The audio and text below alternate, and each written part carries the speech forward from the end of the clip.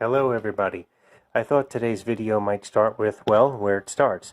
This is my dedicated computer station where I'm currently downloading 8 or 9 or so shows from Lossless Legs. I primarily listen to live recordings.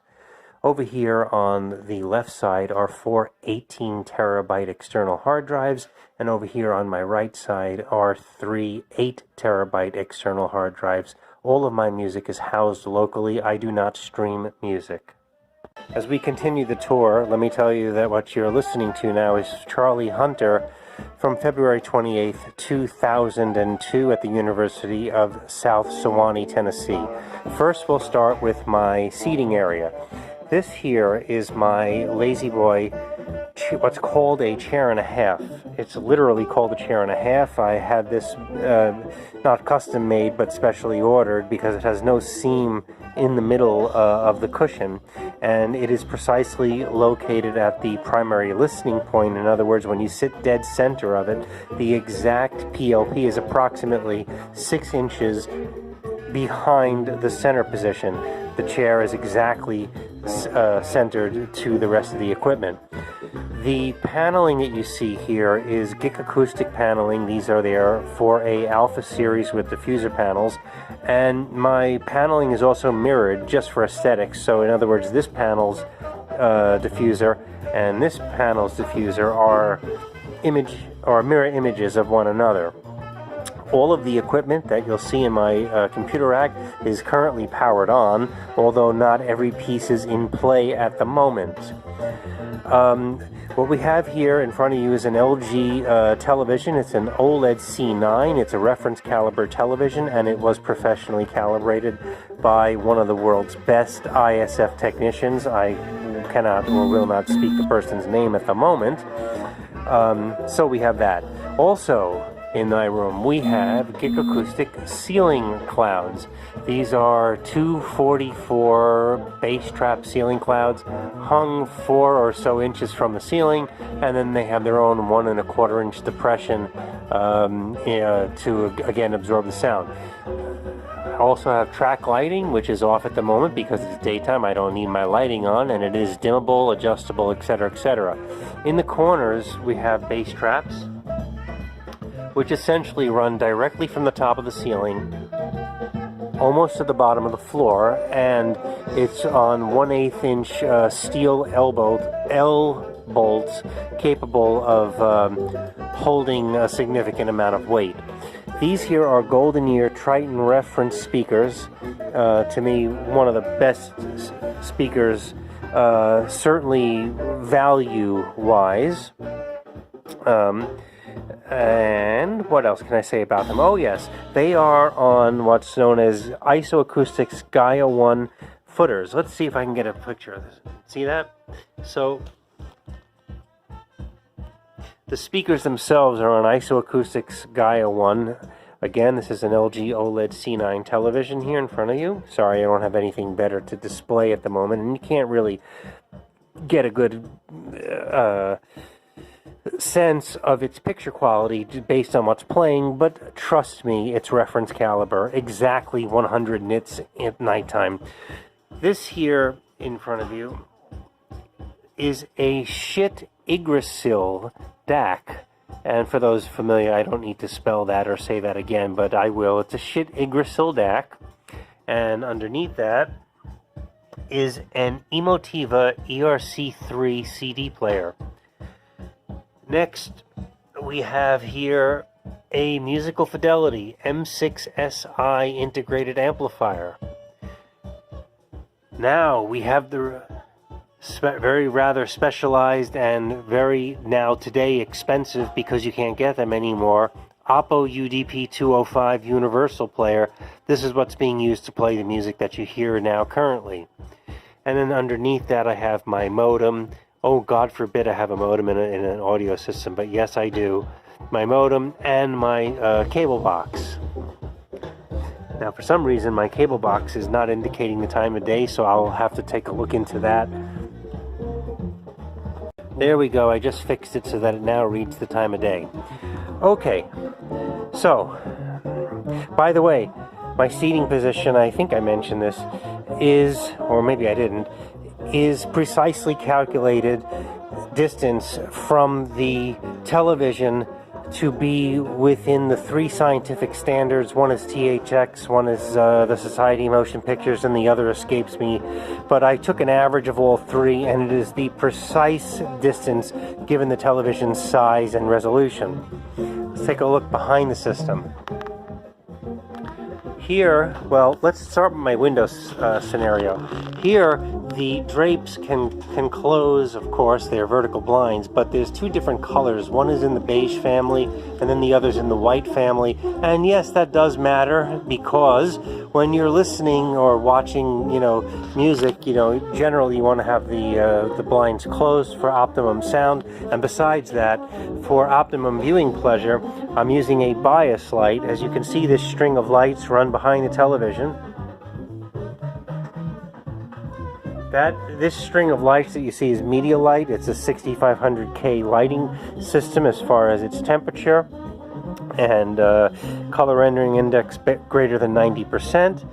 And I've got a couple of outputs here. I've got a USB stick with demo material. I've got an optical output so that I could, watch television, let's say a YouTube video, and run that through the back of my Yggdrasil DAC. Okay, I'm coming balanced out of the Yggdrasil DAC into the musical fidelity amplifier. Also special to note worthy is that I do have, well, it's easier to show on the Triton reference. It's easier to show this. You'll notice that I have here what's called a shorting plug. Shorting plugs are used on the inputs of all non-used inputs. And of course, people know what the advantage to that is. I've got my bass level set exactly 1.5 dBs down in order to attenuate the subwoofer just a bit. Now, I also have a router back here. God forbid, trust me, it's not interfering with the system at all. And you may ask, well, why do you have a router back here? The reason is because everybody knows that running a hard wire into the television when you're streaming video content is better than when you're doing it wireless. There's no comparison. So it's for that reason alone, just to have the Ethernet cable going, that I have the router over here. Let's pick off from where we just left off at. Anyway, so I've got something else going on my television now, just for the sake of having something else going on my television. It's in a, you still can't get the right perspective. It's daylight, the TV's in nighttime mode. I'm not trying to show off the television, although it is worthy of its own, it's worthy of consideration and everything else that goes into video viewing if you're into video like I am. And trust me, it is a reference caliber television set appropriately. Now, let's take a walk around back. Here we have an Emotiva CMX2. It has a DC offset filter. You can look that up if you don't know what that means or what it does, as well as line filtering. It goes into, that feeds an Emotiva CMX6, which has an additional line filtering. This is the back of my Oppo UDP-205. And this player here, I always play music, well, let's not say always, but most of the time, it's played directly from a USB stick, USB 3 port. So that's how I play my music. I just plug a USB stick in and go from there.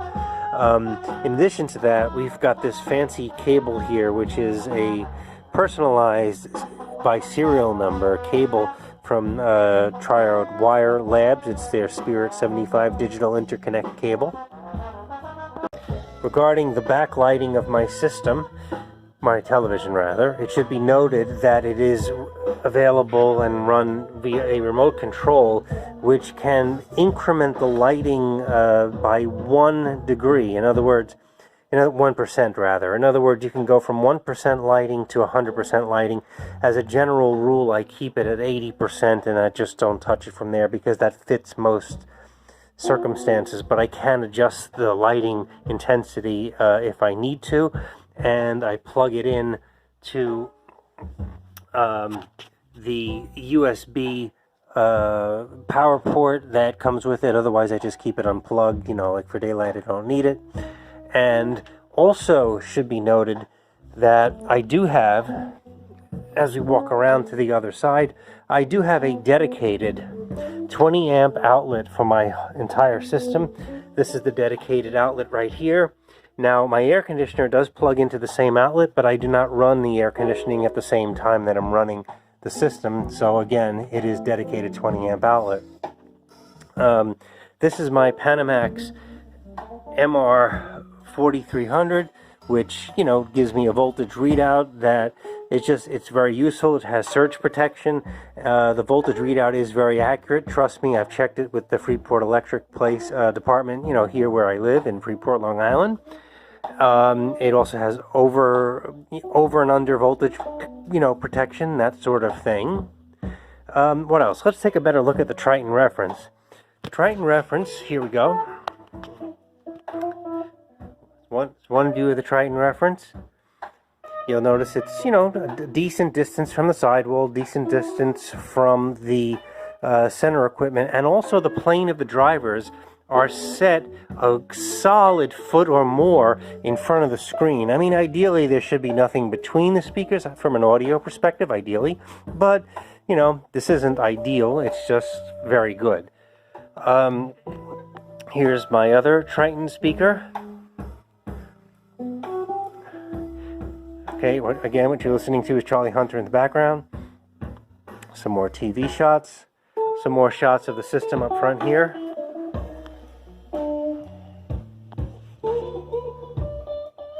Maybe, you know, just giving you some different angles of the same equipment, so to speak.